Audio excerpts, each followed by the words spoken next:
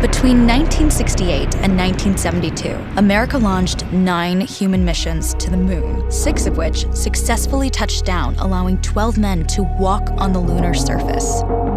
NASA's next chapter of lunar exploration, called Artemis, has the task of not just going to the moon to create a long-term human presence on and around it, but also to prepare for ever more complex human missions to Mars. In short, everything we must be able to do here, we must first do here. So, what will an Artemis mission look like? Everything is designed and tested with our most important element in mind, the astronauts. This is their deep space, human-rated spacecraft called Orion, built in 3 parts. The crew module, where up to 4 astronauts will live and work throughout the flight. The service module, with life support systems for the crew and its own engine and fuel reserves.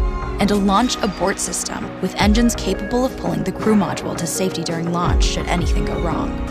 To accomplish the task of launching our crew and heavy payloads, NASA is building the Space Launch System, comprising of a cargo hold, an exploration upper stage, a massive core stage, and 2 extended solid rocket boosters. Altogether, this is the world's most powerful rocket, and it exceeds the legendary Saturn V of the Apollo era in numerous ways. Sitting on the launch pad, the entire rocket, fully fueled, weighs just over 6 million pounds, 5.2 million of which is just the fuel. Once ignited, there is no stopping what comes next. All 4 RS-25 engines and the 2 solid rocket boosters come to life, thundering our crew upwards. 2 minutes after ignition, the solid rocket boosters are spent and released. 8 minutes after launch, the core stage is depleted and separated. The upper stage fires briefly, placing Orion into a parking orbit around the Earth. Here, the crew reconfigure the spacecraft and check systems to confirm everything is ready for deep space travel.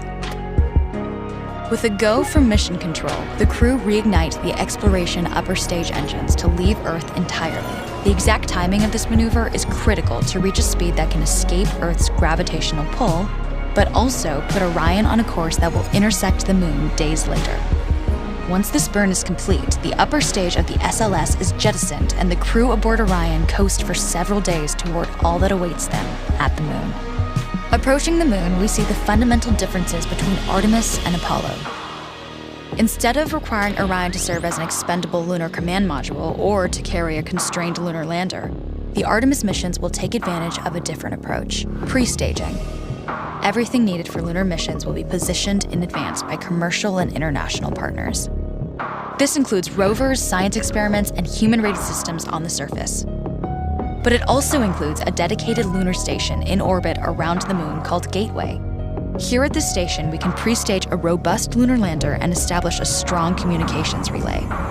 Designed with open standards, the Gateway can be expanded as new missions and partnerships develop, allowing multiple human missions on the moon at the same time and enabling ongoing science to be conducted even between human missions. The Gateway is also capable of adjusting its orbit to allow access to every part of the moon, something the Apollo missions could not do. But the real key in this approach is placing Gateway in a unique halo orbit to perfect the maneuvers needed for Mars missions. And with the growing list of commercial and international opportunities, Gateway is the ideal hub between Earth and all that lies beyond. Returning to our crew as they approach Gateway, the Orion must match the elliptical orbit of the station in order to successfully dock. Once on board, pre-selected crew members transfer to the lunar lander, while those assigned to Gateway remain on station.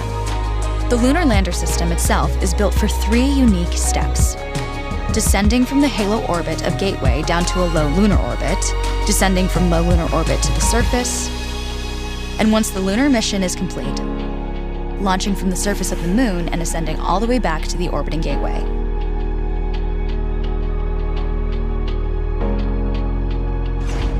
Once back aboard the Orion spacecraft and undocked from Gateway, the crew fire their engine once to break out of the halo orbit and once again to sling the spacecraft around the moon, placing it on a multi-day trajectory back towards Earth. As they near the end of this journey, the service module is released, and the crew module is oriented heat shield first. Entering Earth's atmosphere at 25,000 miles per hour, the friction of air slows Orion considerably, while also subjecting it to temperatures of 5,000 degrees. With the Orion now at just 300 miles per hour, a series of parachutes uniquely tested and produced for this moment deploy, decelerating the craft to just 20 miles per hour for splashdown.